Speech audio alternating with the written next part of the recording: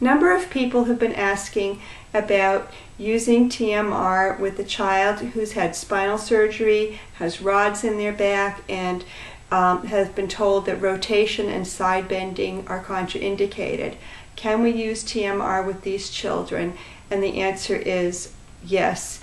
The thing is, with these type of situations, we just modify the Fab7 for their special circumstances.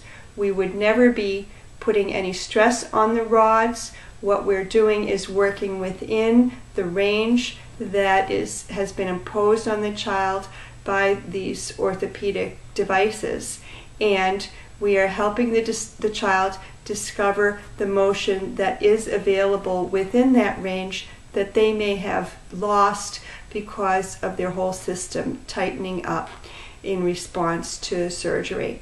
So what do we do? How do we modify things?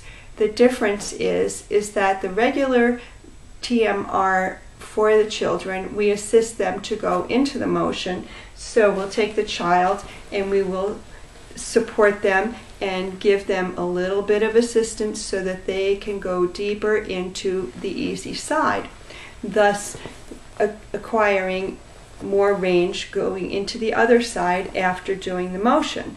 With the child that's had rods, we would not put any force on the system. What we would instead do would be to give the child total support so that they are very comfortable, and then discover just by gentle motion which side is their easy side. There's always a better side. There's always an easier side. And even if it's a few degrees, we can just feel the child just goes a little bit to the right and a little bit more to the left. We would just help the child find out which way they go by feeling their body and then moving with them while they might reach for bubbles or something that's a very gentle activity.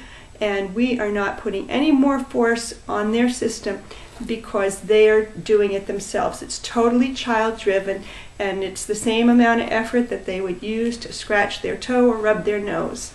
We treat the child as if they're a blown-out Easter egg that's very gentle, fragile shell, and we are just caressing them and helping them move within their own range that they can comfortably move. And in the process, you can feel the child melt and relax and become more comfortable as they discover that rather than holding themselves chronically stiff, they do have a little bit of motion. This will translate into the rest of their body, and as they melt into your arms, they'll feel comfortable, and in the process they'll be discovering their own movement that's available and having a lot more fun.